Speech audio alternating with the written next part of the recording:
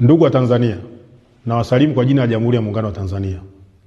Majina yangu ni Luteni Kanali Kevin Baraka Bebato, mkuu wa kitengo cha habari na uhusiano, Wizara ya Ulinzi na Jeshi la Kujenga Taifa. Jeshi la Ulinzi la Wananchi wa Tanzania linatangaza nafasi ya kuandikishwa jeshi kwa vijana wa Kitanzania kuanzia elimu ya sekondari hadi elimu ya juu. Vijana watakaoandikishwa jeshi watapatiwa mafunzo mbalimbali muhimu ya kijeshi na mafunzo ya kuendeleza katika taaluma zao.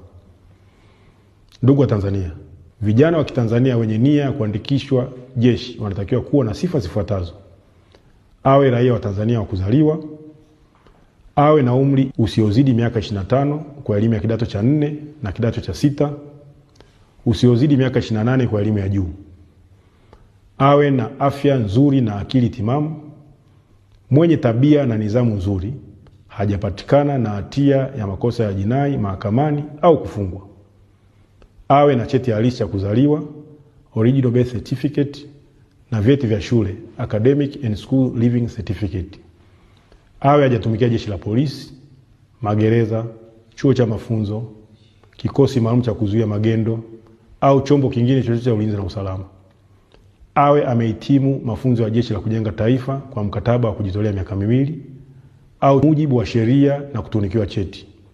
Ndugu wa Tanzania, utaratibu wa kutuma maombi ni kama ifuatavyo.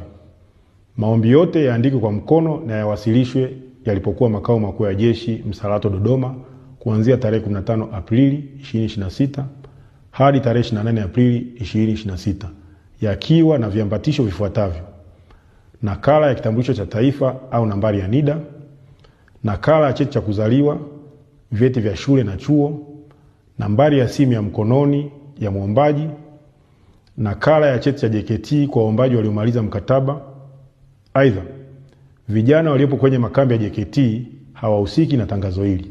Ndugu wa Tanzania, maombi yote yatumwe kwa anwani ifuatayo: Mkuu wa Utumishi Jeshini, Makao Makuu ya Jeshi, Sanduku la Posta 194, Dodoma, Tanzania. Asanteni kwa kunisikiliza.